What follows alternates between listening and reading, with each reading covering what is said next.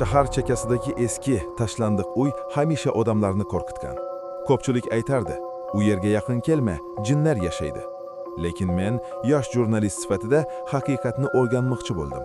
Birdan eski shkafdan yumaloq, qora ko'zlar paydo bo'ldi. Ular meni tomosha qilardi, lekin hech qanday tovush chiqarmasdi. Men qarab turgan joyda kichkina jinlar bir-biriga qo'shilib, devorlarda yuzlar hosil qila boshladi. Ularning har biri turli hislarni uyg'otardi. Qo'rqinch, nafrat, g'ayrioddiy quvonch. Xonadagi har bir burjakdan yangi jinlar paydo bo'la boshladi. Ularning harakati ruhni silkitib, ichimni titratardi. Bir lahzada men birinchi jinning yuzini to'liq ko'rdim. U odamga o'xshardi, lekin ko'zlari tubsiz, qora va yonardi. Har bir jin turlicha tovush bilan meni chaqirdi, lekin ularning so'zlari faqat ichki ongimda eshitildi.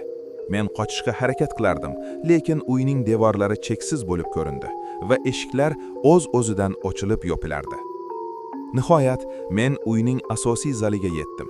Shu yerda barcha jinlar birlashib katta soya saklini hosil qildilar.